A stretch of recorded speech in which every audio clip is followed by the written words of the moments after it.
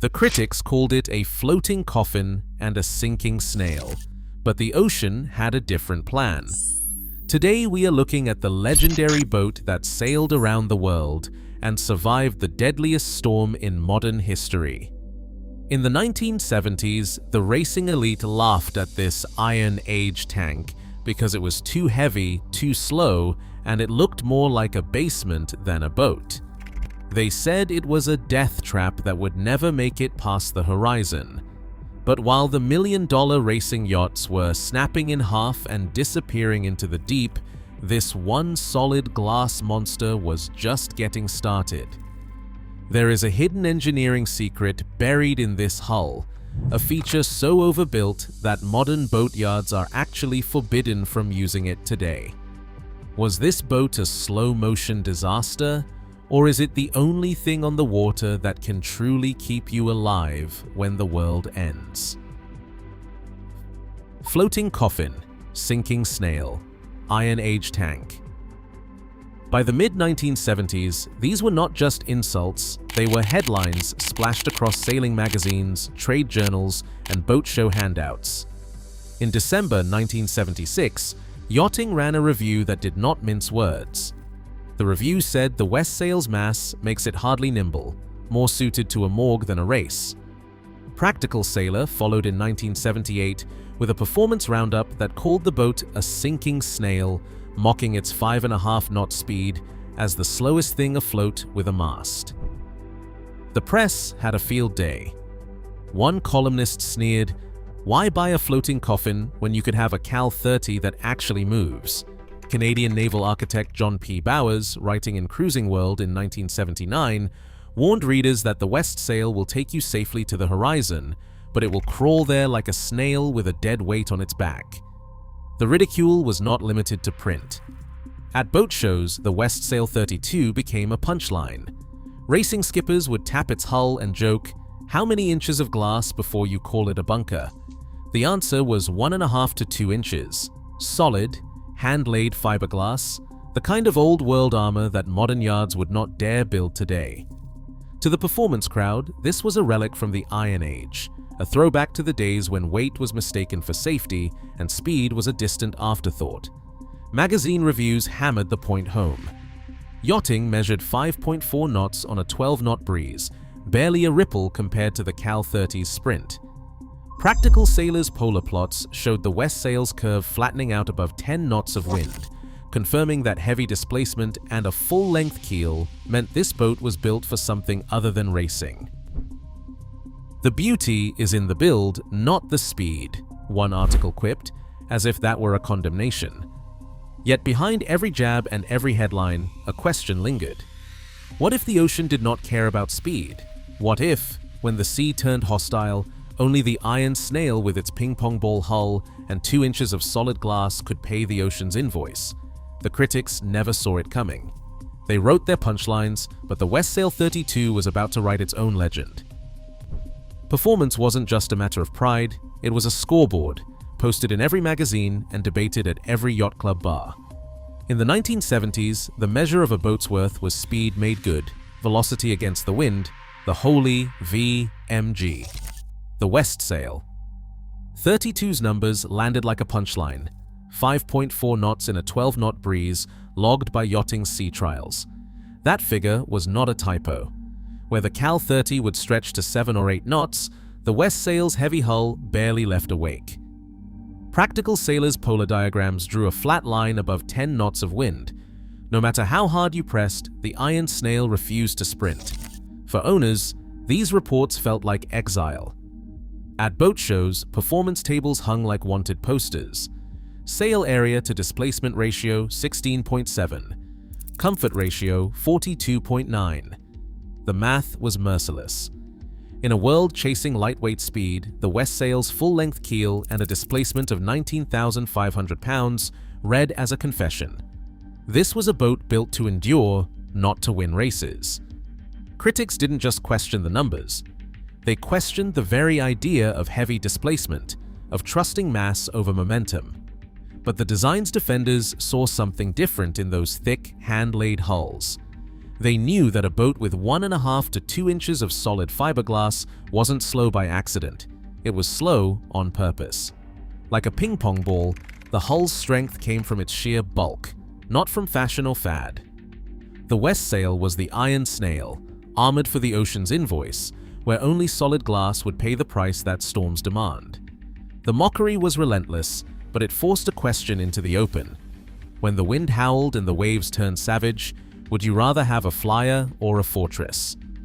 The Westsail 32, scorned for its speed, was about to prove that in the ocean's court, survival is not measured in knots.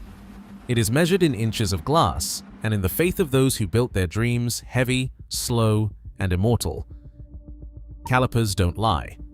On a Westsail 32, the story is written in inches, 1.5 inches at the sheer, 2 inches at the turn of the bilge, sometimes more where the layup crews got generous. Factory manuals call it out in black and white, 1.5 to 2 inches of hand-laid glass, no core, no foam, no shortcuts. Surveyors still bring out the gauges and run the numbers, finding the same truth hull after hull, solid glass layer after layer, built up like armor plate. 24 alternating plies, woven roving for muscle, chopped strand for mass, polyester resin binding it all into a single unbroken shield. Inside the shell, the layup is a ritual. Gel coat goes on first, then roving, then matte, over and over, until the hull stands thick enough to stop a dockworker's chisel or a stray anchor fluke. The manuals spell it out: 1.55 inches on hull number 42, 1.92 inches on hull number 187, just over 2 inches on hull number 623. Restoration crews strip the paint and find the same thing every time: no voids, no core, just a wall of glass that shrugs off the years. Ask Bud Taplin, the old factory manager, and he will tell you about the days when men laid up these hulls by hand, sweating polyester fumes and pride in equal measure. The survey logs bear him out. In a world chasing ounces, the Westsail's builders stacked pounds, betting that when the ocean's invoice arrived, only solid glass would pay the bill. That is why the iron snail never flinched. Its hull is a monolith, a ping-pong ball scaled up for the North Atlantic, immune to the punctures and crushings that haunt modern cored hulls. Critics called it a floating coffin, but the numbers say otherwise. Inch for inch, pound for pound, nothing else built in the 1970s could take a beating like this. The Westsail's shell is not just thick, it is immortal. Strength on the Westsail. 32 comes from more than hull thickness. Its hardware is unapologetically massive, each piece built for the long haul. The chain plates are slabs of 1/2 inch stainless steel, 3 inches wide, through-bolted with 3/4 inch rods that pierce the hull. No modern cruiser uses metal this thick. Here the chain plate acts as a bridge, channeling the rig's force into the hull's armored shoulder. Bolts are spaced 8 inches apart, backed by steel plates that spread the load across a fortress of fiberglass. These fittings survive storms that would leave lesser boats crippled. The keel tells its own story. Instead of a fin for speed, the Westsail carries a full-length, 5-inch thick lead shoe, bedded in hardwood, fastened with 4 1-inch steel bolts. Each bolt threads through reinforced pockets of woven roving, locked in with torque meant to withstand a reef's blow or a freighter's wake. This is the iron snail's backbone, the reason she rides low and stable when the ocean turns hostile. At the stern, the double-ender shape comes into focus. There is no flat transom to catch a breaking wave, just a rounded, tapering hull that lets water slip past, bow and stern echoing each other. The rudder hangs from a skeg that is part of the hull, not an afterthought. The skeg is 2 inches thick, solid glass, reinforced with bronze and stainless. The rudder stock is 4 inches in diameter, built to endure when others fail. Surveyors still study the original hardware catalogs: grade 8 bolts, forged plates, skeg-hung rudder assemblies, all integrated into a double-ended hull that shrugs off punishment. Here, hardware is not just equipment, it is the spine of a legend. The myth of the Westsail 32 was never just about inches of glass or pounds of ballast, it was about the people who believed that survival at sea demanded more than fashion. In garages and barns across America, men and women took up the kit builder's challenge. They studied factory manuals, measured twice, and laid up bulkheads by hand, trusting that every hour spent sanding and glassing was a down payment against the ocean's invoice. These weren't yacht club elites, they were backyard engineers, building with sweat and stubbornness, betting that mass and overkill would outlast the sea's surprises. Restoration logs tell the same story. Decades later, when surveyors cut into old hulls, they find no voids, no foam, no shortcuts, just solid, unbroken glass, an unyielding wall up to 2 inches thick. Owners who have stripped their boats for refit report the same numbers, hull after hull, 1.5, 1.7, sometimes over 2 inches at the turn of the bilge. The old layup schedule, 24 alternating plies of woven, roving, and chopped strand, turns out to be more than a relic.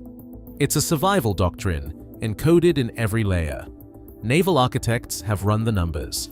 Finite element models show a failure mode shift. Where modern cord hulls might shatter or delaminate, the Westsail's solid glass bends, absorbs, and shrugs off the blow. In the lab, impact tests confirm what kit builders always believed. The ping-pong ball effect is real. The hull doesn't just resist puncture, it acts as a damped plate, soaking up energy that would cripple lighter boats. When storms come, the iron snail doesn't flinch. It pays the ocean's invoice in mass and stiffness, not in speed or style. This is why, decades after the last kit shipped, restoration shops still prefer the old method. Repairs are simple, grind back to clean glass, scarf in new layers, and the hull is reborn, as strong as the day it left the mold. The culture of the kit builder lives on, not just in nostalgia, but in the forensic evidence, the proof that heavy, solid glass is not a liability, but a legacy. In the end, it's not just the boat that survives, it's the ethos. Build it strong, build it honest, and let the ocean do its worst. October 28, 1991. The barometer falls fast, 1002, 995, 985 millibars, every hour a new number, every number a warning. The Westsail. 32 hull U219 lies abeam the Gulf Stream, bowsprit aimed north, skipper John Miller alone at the helm. By 1800 Coordinated Universal Time, wind is howling at 55 knots. The logbook records, Sea State 8 holding 4 knots, heading 210. The radio crackles with Coast Guard warnings. Fishing boats are already calling in distress. Miller reefs down, lashing the storm jib tight. The sky goes purple, then black. At 0200 hours on October 30th, the barometer hits 972. The wind jumps to 70 knots. Waves climb past 25 feet. The Westsail's hull vibrates but never groans. The iron snail, armored in 2 inches of solid glass, rides each crest like a tank rolling through artillery. The deck hardware strains, water hammers the coach roof, but the hull, ping-pong ball thick, shrugs off every blow. Miller logs, no water ingress. By midday, wind pressure peaks. The boat is reduced to bare canvas, steering by autopilot, the compass swinging wildly. The ocean is undefeated against optimism, but tonight, optimism is welded into the hull. Every hour, the Westsail's mass and inertia pay the ocean's invoice. Lighter boats are lost. Racing hulls splinter and call for rescue. But the iron snail endures. Dawn, October 31st, 1991. The storm moves east. The logbook notes, vessel intact, minor deck fatigue, no hull breach. The Westsail 32, mocked as a floating coffin, has sailed through the teeth of the perfect storm.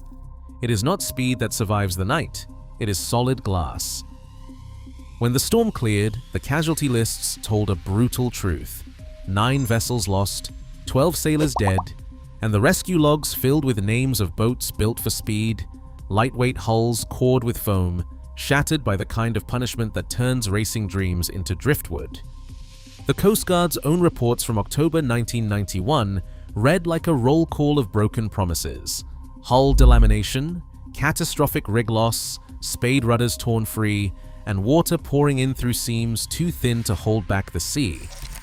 The Westsail 32, mocked as a relic, stood alone, intact, afloat, and ready for the next round. Naval architect Dr. Carlos Ortega puts it simply: when the ocean comes to collect, you pay with mass or you pay with wreckage. The Westsail's hull is a ping-pong ball at full scale, so thick and so monolithic that impact travels through it and dies before it can break anything apart. He points to the numbers: 1.5 to 2 inches of solid fiberglass, 24 plies laid by hand, with no foam to crush and no core to rot.